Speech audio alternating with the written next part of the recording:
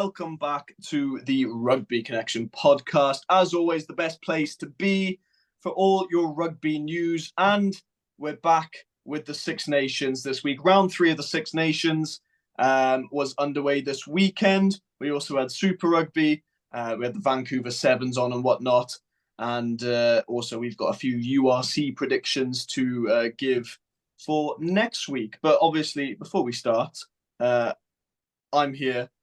I wasn't last week. You were stuck with Harv and Murray. They're back here. So, boys, how are you doing? Well, I've currently got a fajita on the go. Yes, we watched you cook it before we started recording. Yeah, I just come back from rugby training, so I needed fuel. Needs that big boy protein boost. Big game on Wednesday, so. Yeah, no, I'm good. My voice hasn't recovered though, but we'll get into the why. Yeah. Okay. We can skip that part. Since you left us high and dry last week, how are you feeling? Yeah, no, I was high and dry last week because I've been away in Cardiff this weekend for a course, a workshop for the course I'm doing. So I was educating myself. But I'm back to this, whatever this is, rugby education for the masses, with Harv, Cam, and Murray.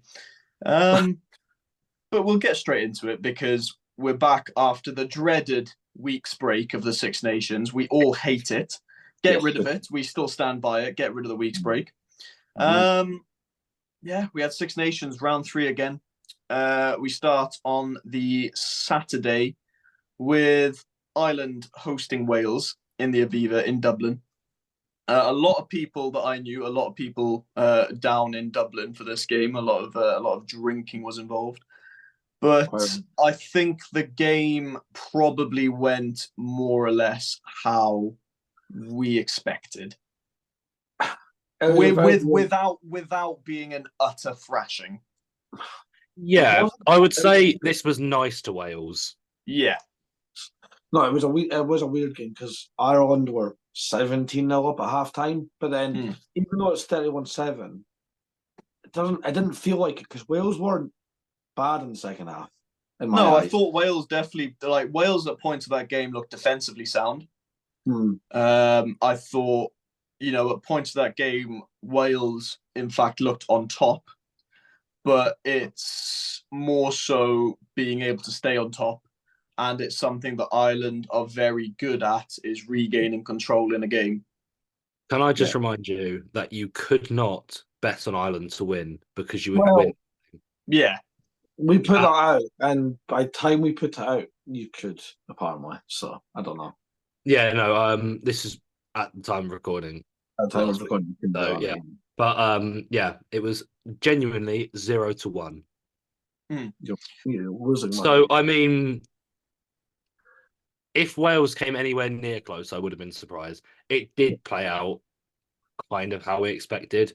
Wales got the penalty try, which was fair. Well, there you go.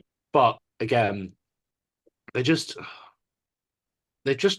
lack everything. They can't keep up with the quality of an Ireland, of a France. I wouldn't say France reported this year, but we'll get into that later.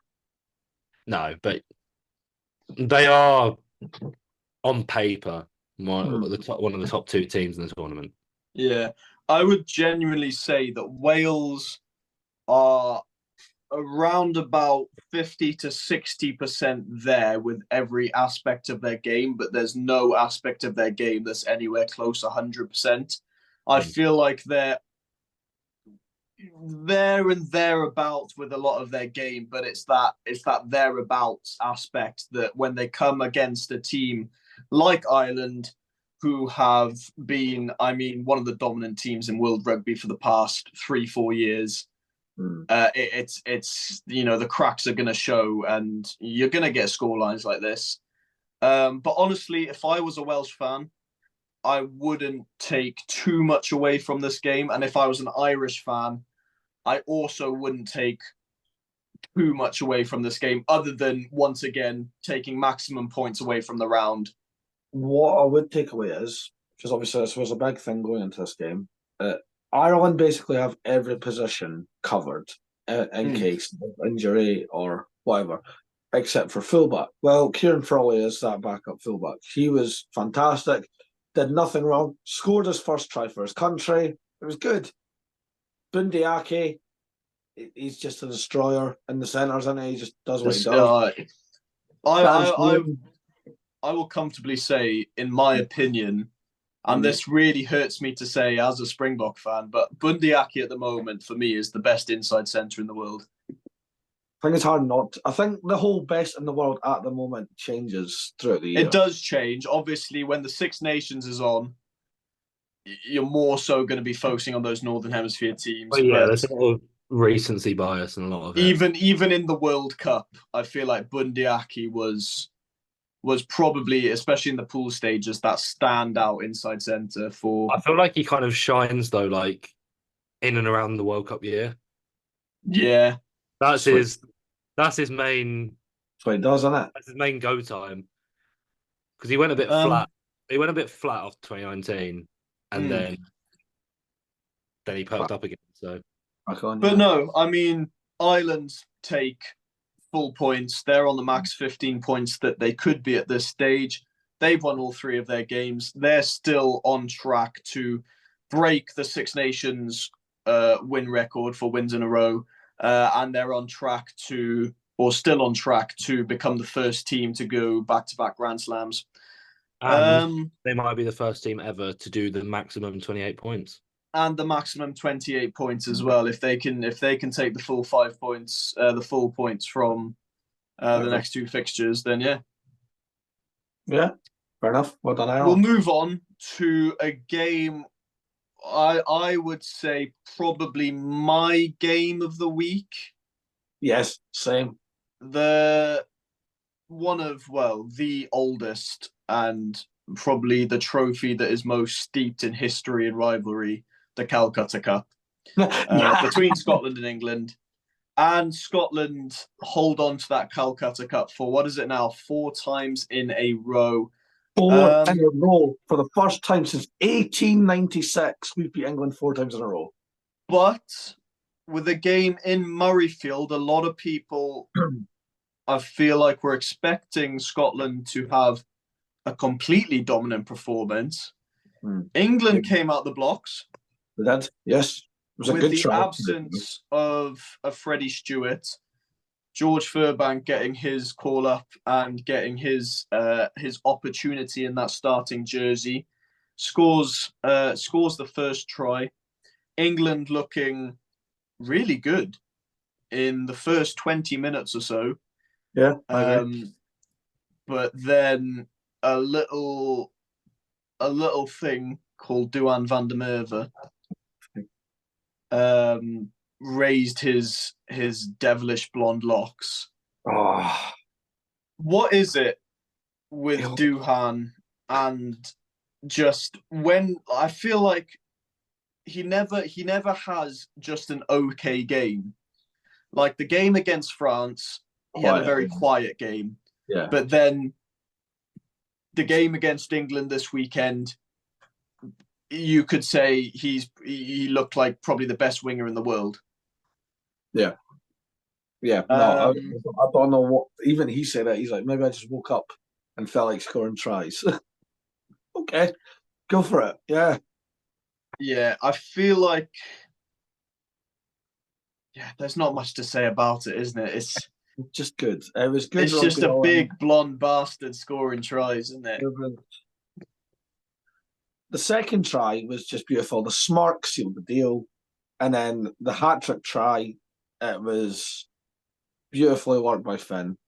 But, no, it was overall, both teams, it was a great game. There was no controversy. Yeah, and England, I mean, shout out to Theo Basu. Yes. Coming off the bench and getting his first try in the white jersey for England. What a try that was. And honestly, I don't think England played badly throughout that game. Obviously, they made some mistakes, but that's everyone points those out. That led to that try. Yeah, but so what? And I feel like George Ford's drop goal, it didn't go down well with the Murrayfield faithful, but I thought it was a really good drop goal. exactly. Nothing wrong with it. But and also now, obviously, Duan van der Merwe right on track for becoming Scotland's top try scorer. Well, he's got one more to match Stuart Hogg. We've got 2 games left this campaign, and he's 2 games to score 2 tries to become. He's also got like 60 caps to try and catch Hogg's record, so I think he's going to be all right. I think he's smashing that record. And I just like it. I like the fact that a South African is going to become Scotland's top try scorer. Doesn't bother me. Like, a lot of people think that he's not Scottish shot. Yeah, I know it doesn't bother you, but I'm going to keep drilling it home till it does bother you. Good luck. I won't. But yeah, I'm happy. The voice is gone. 4 on the bounce. Finn Russell's cooking. Still 100% off the tee. Yeah. Duhan van der Merwe's looking like the best winger on the planet. It's all good. I'm a happy boy. Harv, I'm sorry. That's not me being a dick there. We England did have some success over the last weekend, but we'll get on to that. Because it is a point that I do want to talk about. We'll move on to the final fixture on the Sunday. We had it was definitely an upset, but it was close to being one of the biggest upsets in Six Nations history. Italy versus France. Now, we all know that France have not been anywhere close their previous form after that World Cup and after the loss of their little general being Anton Dupont. They have not looked strong at all. Obviously, they got absolutely, steamrolled by Ireland in their back garden in the first round. A very lucky, very messy victory over Scotland in Murrayfield. And then a game against Italy where they were expected to win and win comfortably. Yeah. It wasn't even the strongest side. That's the thing. 13-all. This game is. I didn't like it. For the most part, I didn't like this game. It felt like a lot of nothing. But then that second half, Italy were like, no, we're going to go for it. Don't worry. And Capuzzo getting a beautiful try in the 70th minute. But, I mean, we may as well address the big elephant in the room, the RUGBYC kick to essentially make history. And I'm just going to say my thought on it, that should have been retaken. Yeah. Yeah. Sorry, you go, Cam. My initial thought on it when I was watching the game was, the shot clock's on, the ball's fallen off the tee, unfortunate circumstances, but the shot clock, in that circumstance doesn't get reset. So I saw it as just an unfortunate circumstance. Obviously now after the game and people have been bringing out the rule book and saying, well, actually, France did come off their line early. Which should have resulted in the kick being retaken. Yep. Just heartbreak, isn't it? I want to ask you a question. Go on then. Go on. If this was the other way around, and say Ramos was taking it for a French win, do you think people would have piped up about it? Oh yeah, 100%. 100%. Really? Yes. I'm only asking this because this is Italy. No, I think the reaction around it is more so, unlucky Italy, you tried your best. Whereas if this was any other team with, say, more on the line, if that was Ireland, you wouldn't hear the end of it. Well, if that was Ireland with a Grand Slam on the line, we wouldn't hear the end of it for the next fucking World Cup cycle. I'm only thinking of this. I'm playing devil's advocate here because this is Italy. It's everyone's second team. Yeah. No, I think that if the rules were reversed for any of the teams, I think they would have reset the clock or try again, sort of thing. But as what it is, I do have a question. Oh Christ! I do have a question for you boys, though. Go on. Is it time to get rid of Fabian Galche? Well, there's rumours now that He's- that there's Fabien rumours- Galtier might even be removed from the French head coach role during the Six Nations, which I personally can't see happening. I've seen it happen before. I don't think that's the correct course of action. No, this isn't football. You don't remove a coach when you've had a few bad games. But They've- apparently there's been a lot of behind the scenes stuff that he's not happy because of the whole falling out of the World Cup early and host. Listen, results are results. Like, you can't take them back. You can't blame people. Like, that's just bad coaching. I genuinely think that if France were to remove Galtier, that's terrible. France will just go back to mediocrity. Yeah, I genuinely think Fabien Galtier has been up there with the best coaches in the world. 100%. He's literally Mr. France. Like, the follow-up question would be, let's just say Galtier does get relieved of his duties. Who takes the job? Eddie Jones. Shut up. I'm saying that people- purely because he's the Japanese coach, by the way. He's not actually out of a job, of course. Anyway, there's no one out there really. I can't think of anyone. Some people, unless a Sean Edwards were to take over a head coaching role. Yeah, maybe. But some people are saying Ron O'Gara because of the La Rochelle. But I don't know. That feels like potentially. I'd say Ron O'Gara would only be up for the Ireland job if Andy Farrell were to move on. And I could see Andy Farrell moving to the England job personally in the future. I don't think so. Do you not? I think genuinely he's so committed to Ireland. I don't think Steve Borthwick will last through this next World Cup cycle. I don't think maybe he won't last, but I think that you have to give him another Six Nations campaign. No, 100%. I've got no problem with Steve Borthwick as a coach. I just think he's got a young team in his time. To be fair, neither do I. I genuinely, I think he's just putting together a broken puzzle. Yeah, 100%. So you've got you don't do that in a couple of weeks. But I genuinely think France as a team and as a nation are still really, really, really suffering from that World Cup. Oh yeah.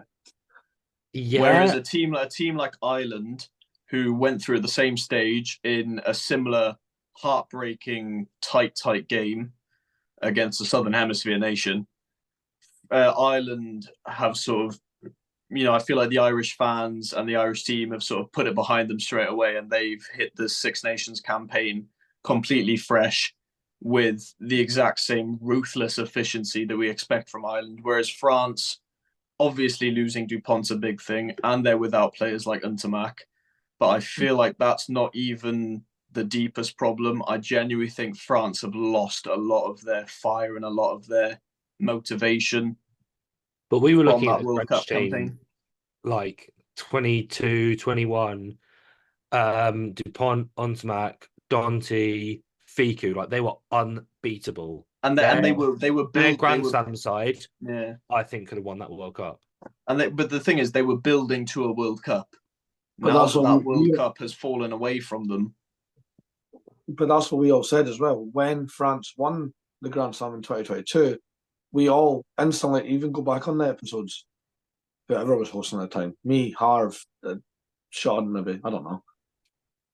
Maybe Cam. I don't know how long you've been here now. I think I was there for the French World Cup, for the French Grand Slam. We were all on about, has France peaked too early? And evidently, yeah, they did. I wouldn't even say they peaked too early, because, it was a 1-point game against the Springboks. Anybody could have. But I know what you mean now. I don't think you could say peaked too early, because, it was a home World Cup in the lead up. They beat the All Blacks, eventual finalists in the pool. A few turn of events, and we very well could have been seeing an Ireland France final. I'll admit that. I'm more than comfortable to admit that. But yeah, we'll move on though. because, That was Six Nations. Yeah. that was Six Nations. We had another semi-international, bit of a friendly international. I don't want to talk about it because a lot of Premiership stars featured.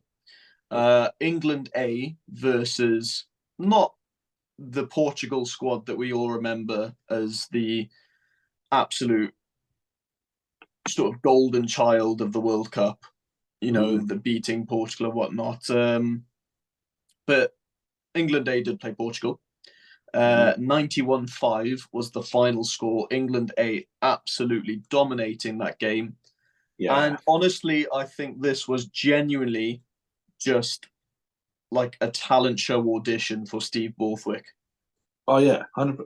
I mean, some of the names, and I said it during the week when the squad got announced, I was like, you could genuinely put the majority of those names that were in that A team into the Six Nations team, and I argued it before the Six Nations even started.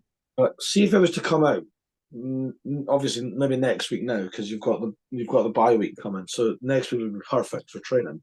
See if it was to come out like Caden Murley, Josh Hodge, Joshua Sulphur-Scott, Finn Alfie Barbary, all called up to the England squad. Yeah, makes sense. Makes complete sense. I'm with it. I'm all for it. It's a good fixture to get lads out and get them playing Test rugby. I mean, again, no offense to Portugal, it's not a awfully difficult game. No, I mean these lads, a lot of them have had caps before, and they're playing high level. They're playing as close to Test match rugby without playing for an international team as you can do. They're playing top level club rugby. They're playing in the European competition, the Champions Cup, the Challenge Cup. They're all playing high level rugby, so they're all experienced players. All players, evidently, for the fact that they're in that England A squad, are deserved at some point for a call up to the senior squad. And honestly, I don't think, and I genuinely think it's going to cause a hell of a headache for Steve Borthwick, because that game was such an emphatic victory. We literally saw every single player on that England team shine. We saw every single player had a part to play in that victory because it was such an emphatic victory. Where now I think Steve Borthwick genuinely has a headache with every single position in that senior squad. Don't let him go, because he needs so much time to figure things out. When you've got such a deep player pool in, what is still quite a high-level league and has a very deep player pool of mostly English players, that's going to cause so many headaches. And if I'm brutally honest, if you gave me a sheet, numbers 1 to 23, I would spend the whole of today struggling to finalize it. 100%. It's a good headache to have, though. It's good. It's good headache to have. It's good. It's good to have that depth, but it's like it would be so tempting to pick a senior team of completely fresh faces, of the like a super team of all the best in the Premiership, leaving out those experienced heads who have done campaigns in the Six Nations before. So I think maybe Steve Borthwick needs to do something radical. Yeah, maybe.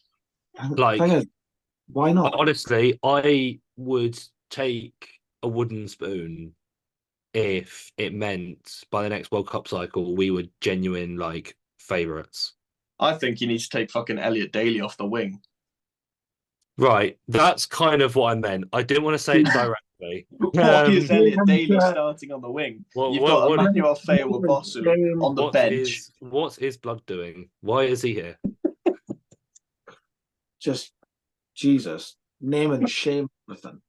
I didn't mean to do that. That's all Cam. Well, I don't care. I'm not an England fan. I don't care about upsetting people, but genuinely, To be fair, it's not a singular opinion. A lot of people have that. No, in the nicer way to say it, there are some experienced heads who aren't in form, and I think that They're past it. Steve Borthwick's using him for dressing room Yeah. vibes, and I don't even know the word I was going to use there, but you know what I mean. He's going to use it to bring a good aura to the camp. An experienced, a calming sort of. Experience is quite a key thing, but I'd almost love to see him do something radical. And how radical are you talking? Yeah. I'm a complete talking uncapped England 15. play that England A side. Play that I'd England love to A see side. that. That'd be I'd unreal. love to see it. Play in we'll the last move game. on. Play in the last game against France. Do it. You'd probably win with the way France are going. Well, to be fair, they're actually a post and a TMO decision away from 3 losses out of 3. Yeah, literally. We'll move on. Should we quickly go over? Do we have another bye round for the Six Nations next week? Unfortunately, we do. Yeah. Yes. Well, there goes my plan. It's okay. We'll go on to Super Rugby then. Yes. Super Rugby return. I'll rattle it off, boys. Don't worry. So Super Rugby return this week, and for the most part, I thought it was quite good. I know it's a bit touch and go now with Super Rugby, but Chiefs getting a win over Crusaders 33-29. They kind of salvaged it in the end. Brumbies getting a big win over the Rebels, 30 points to 3, because the Rebels are just shite. Well, the Rebels are very close to not being a team. Well, that as well. Hurricanes beating the Force 44-14. It was just dominant. That's all there was to it. Blues versus the Drew was actually a good game, despite the scoreline being 34-10. But the Blues just play that entertaining style of rugby that it didn't seem boring. Highlanders, Moana Pacifica was my game of the weekend because Highlanders getting the win 35-21, coming back from being behind at halftime. And our boy, Sean Withy, running a beautiful try. We'll set up as best anyway to get a hell of a try. And yeah, nice to see the Highlanders continuing from the pre-season. And lastly, the Reds beat the Waratahs 40 points to 22, and Tate McDermott stole the show. Right, lads, predictions for round 2 of Super. Again, right, this week we'll do Cam first, Harv, then me. Do you have the fixtures or do I have them? No, I've got them. Don't worry. Oh, sound. Cheers. We have Highlanders versus the Blues. Ooh, Highlands are on good form at the moment, but so are the Blues. They both look good in pre-season. They both look good so far. I'm going to give it to the Blues by 7. Cool. Harv? Highlanders by 5. Ooh, I'll go Blues by 4. Ooh. Rebels host the Force. Cam's, isn't it? Yeah. Force by 10. Go on, Harv. Force by 2. Force by 8. I think. I don't care about this game at all. Moana Pacifica versus Fijian Drew. Yes, please. I'm going to give it to a Moana Pacifica by 5. Okay. Moana Pacifica by 12. I'm going to go Pacifica by 17. I like it, yeah. Crusaders host the Waratahs. Crusaders by 21. Yeah, Crusaders by 25. Crusaders by 23. Me in the middle. There you go. Chiefs versus the Brumbies. Should be a good game. I'm going to go for the upset. I'm going to say Brumbies by a point. Cam, you took exactly the words out of my bloody mouth. I was going to say that exact for that. Brumbies by 1 then. I'll go for the Chiefs then. Chiefs by 6. Okay. And finally, Hurricanes hosting the Reds. Canes by 17. Yeah, Canes by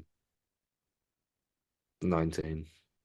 We'll go Canes by 8. Nice and tight. I thought he was going to go 18, meet in the middle like he always does. Meet in the middle. Rules, always meet in the middle, always back your team. Always back your team. And never predict a draw. No, never predict a draw. If I predicted a draw on that France Italy game, I would have been so happy with myself. Bet on a draw. What would the odds on a bet be for a draw of 30? I actually will check this. Do it for us, just for the entertainment value. This is my high level maths. This is Harv's expertise. I feel like every major numbers. sports media has a betting professional. Yeah, I'm a serial gambler. Right. Any guesses? I'm gonna take one guess from you both. 10-1. 16-1. 50-1. I'm just saying, first of all, how unlikely is a draw in rugby, first of all? Oh, massively. And then between these two teams, Bet365 had Italy at 20-1 to win. Oh, that is naughty. Again, imagine someone betting on Italy to win and then seeing Garbisi hit the post. Yeah, I think it would surprise me. Did I ever? No, I didn't. Anyway, we've got UFC returning this weekend as well, so Cam can rejoice. We'll do predictions for that. This time I'll do me, Harv, Cam. We'll do it the opposite way around. We've got Munster versus Zebre. I'm going for Munster by about 25. Harv? Yeah, Munster by 30. Munster by 15. Next up, at the Hive, I'll be there, loud and proud. Edinburgh host the Ospreys. Back your team, like Harv just said. I'll take Edinburgh by 10. Yeah. Ospreys by 1, just because I want to see Murray's reaction. Ospreys by 7. Oh, you suck. He's all right, because bite someone in the ass on the next one. Because the Lions host the Sharks. And the Lions are going to win by 9. Sharks are going to... Sharks... Oh, sorry, Harv. Yeah, sorry. Cameron. Sorry, we were talking about the Sharks. It gets me riled up. Yeah, it gets them horny. I'm going to go Lions by 5. Sharks are going to win by 10. Benetton host Glasgow Warriors. I fancy Benetton to win it by 3. Oh, what is it with you lads and stealing my predictions? What? I was going to say Benetton by 3. Great mindset, like. Yeah, but then you've also compared me to Cam. Jesus. I'm gonna give it to Glasgow by 2 purely because I feel like Benetton are missing the majority of their squad. There. We've got the Bulls versus the Stormers. I'm gonna say Bulls by 12. Yeah. Stormers by 5. Bulls by 2. This derby is always fucking close. We've got Connacht versus the Scarlets, and I'm going to say Connacht by 6. Yeah, Connacht by 13. Connacht by 25. Wait a minute, don't you live in Scarlets? Yeah, I was about to say, you've got like an anti-Scarlets agenda though. Literally, I live here, so I know how shit they are. Well, that's valid. Well, we've got Cardiff versus Leinster, and it's going to be a Leinster by 17. Leinster by 42. Jesus. Cardiff by 5. Please. Why not? And finally, we have Ulster hosting the Dragons. It's going to be Ulster by at least 20. Ulster by 17. Ulster keep cocking things up, so I'm going to say Dragons by a point. No, somehow not taking any Dragons win. Somehow Ulster are going to cock it up and they're going to lose to the Dragons. Mark my words, Ulster are going to lose to the Dragons. I'm sorry, Ulster are going through a rough patch. I don't even like Ulster, and I'm sticking up for them here. There's no way they are losing to the Dragons. There's no way they lose to the Dragons. Mark my words. I will bloody mark them. Mark them, and we'll come back next week and see what happens. Clip this on TikTok now. I will there take will be a train an edit all the way week down on TikTok. I will take a train all the way down to Carmarthen. and I will watch that game with you. I will sit there with you. And when Ulster pummel the Dragons, I'm going to slap you silly and say, I was right. Jesus. Don't know what gets in your head sometimes, these notions. Anyway, we had the Vancouver Sevens, just to round off the show, we had the Vancouver Sevens this week as the next leg on the Sevens series.